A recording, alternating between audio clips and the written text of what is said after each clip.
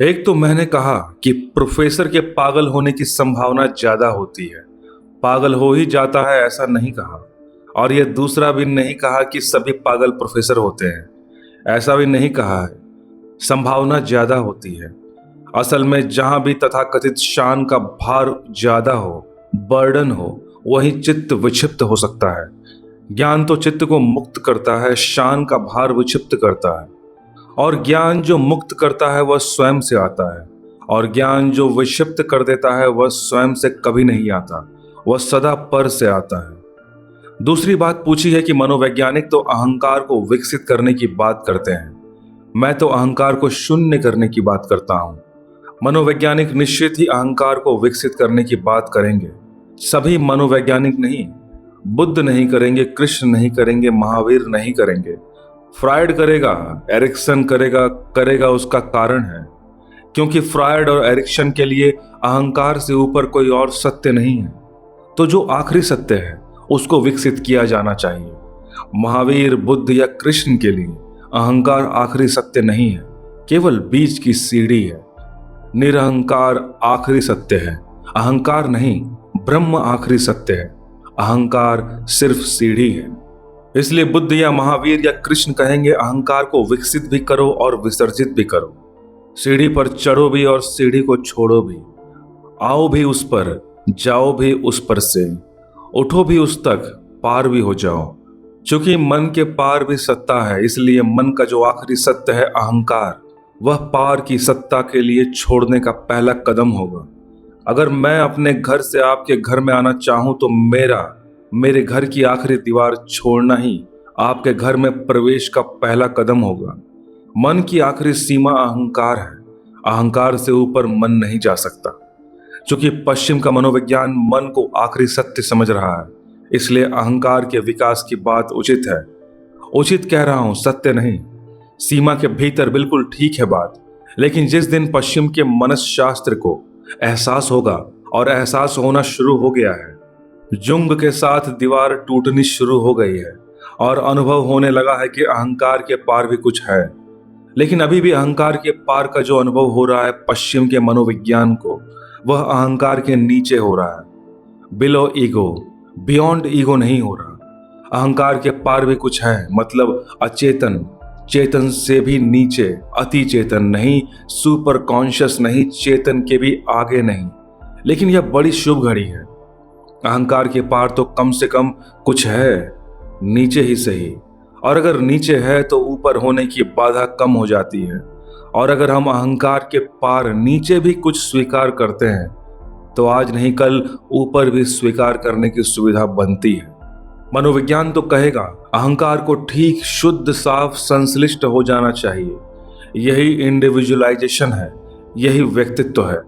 कृष्ण नहीं कहेंगे, कृष्ण कहेंगे उसके आगे एक कदम और है। संश्लिष्ट, एकाग्र हुए अहंकार को किसी दिन समर्पित हो जाना चाहिए, सरेंडर्ड हो जाना चाहिए। वह आखिरी कदम है अहंकार की तरफ से, लेकिन ब्रह्म की तरफ वह पहला कदम है। निश्चित ही बूंद अपने को खो दे सागर में तो सागर हो सकती है, और अहंकार अपने को खो दे सागर में तो ब्रह्म हो सकती है। लेकिन खोने के पहले होना तो चाहिए, बूंद भी होनी तो चाहिए। अगर बूंद ही ना हो, भाप हो, तो सागर में खोना मुश्किल है। अगर कोई भाप की बूंद उमड़ रही हो तो उससे हम पहले कहेंगे बूंद बन जाओ, फिर बूंद बन जाने पर कहेंगे कि जाओ सागर में कूद जाओ, क्योंकि भाप सीधी सागर में नहीं कूद सकती। कितना ही उपाय करें, आकाश की तरफ उड़ेगी, सागर में कूद नहीं सकती। बूंद कूद सकती है। तो पश्चिम का मनोविज्ञान बूंद बनाने तक का है, कृष्ण का मनोविज्ञान सागर बनाने तक का है। लेकिन पश्चिम के मनोविज्ञान से गुजरना पड़ेगा। जो अभी भाप है उनको फ्रायड और जुंग के पास से गुजरना पड़ेगा, तभी वे कृष्ण के पास पहुंच सकेंगे। लेकिन बहुत से भाप के कण सीधे ही कृष्ण तक पहुंचना चाहते हैं, वे मुश्किल में पड़ जाते हैं। बीच में फ्रायड है ही, उससे बचा नहीं जा सकता। अंत वह नहीं है, लेकिन प्रारंभ वह जरूर है। कृष्ण का मनोविज्ञान चरम मनोविज्ञान है, द सुप्रीम। जहां से मन समाप्त होता है वहां है वह लास्ट बैरियर पर है। और फ्रायड और एडलर मन की पहली सीमा की चर्चा कर रहे हैं। वह अगर ख्याल में रहे तो कठिनाई नहीं होगी। मैं भी कहूंगा अहंकार को संश्लिष्ट करें ताकि एक दिन समर्पित कर सकें, क्योंकि समर्पित वही कर सकेगा जो संश्लिष्ट है, जिसके अपने ही अहंकार के 25 खंड हैं, जो स्किज़ोफ्रेनिक है, जिसके भीतर एक मैं भी नहीं है, कई मैं है। वह समर्पण करने कैसे जाएगा? एक मैं को समर्पण करेगा, दूसरा कहेगा रहने तो वापस आ जाओ। हम अभी ऐसे ही हैं। मनोविज्ञान की समस्त खोजें कहती हैं हम पॉलीसाइकिक हैं। हमारे भीतर एक मैं भी नहीं है, बहुत मैं है, अनेक मैं। रात एक मैं कहता है कि सुबह 5 बजे उठेंगे, कसम खा लेते हैं। सुबह 5 बजे दूसरा मैं कहता है सर्दी बहुत है, छोड़ो कहाँ की बातों में पड़े हो, फिर कल देखेंगे, करवट लेकर सो जाते हैं। सुबह 7 बजे तीसरा मैं कहता है कि बड़ी भूल की, शाम को तय किया था, 5 बजे सुबह बदले क्यों, बड़ा पश्चाताप करता है। आप एक ही आदमी 5 बजे तय किए थे, तो सुबह किस आदमी ने आपसे कहा कि सो जाओ? आपके भीतर ही कोई बोल रहा है, बाहर कोई नहीं बोल रहा। और जब सो ही गए थे 5 बजे, तो सुबह 7 बजे पश्चाताप क्यों कर रहे हो? आप ही सोए थे, किसी और ने नहीं कहा था। अब यह पश्चाताप कौन कर रहा है? सामान्यतः हमें ख्याल आता है कि मैं हूं। इससे बड़ा कंफ्यूजन पैदा होता है।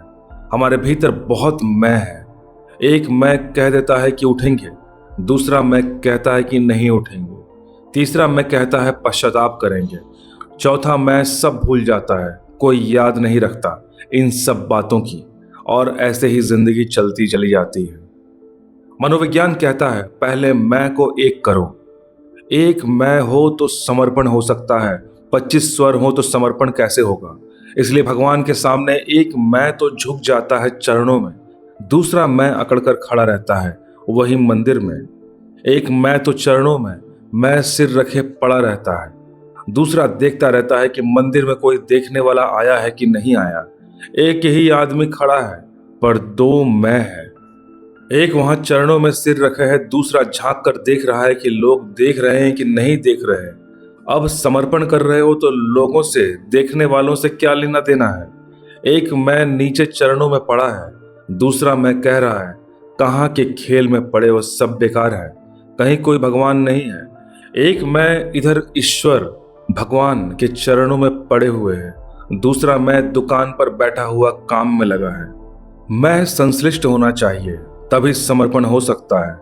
इसलिए मैं इनमें विरोध नहीं देखता, मैं इनमें विकास देखता हूँ। फ्रायड अंत नहीं है लेकिन महत्वपूर्ण है, और मैं संश्लिष्ट करने में उपयोगी है। कृष्ण अंत है, वहां एक सीमा पर जाकर मैं को समर्पित भी कर देना है।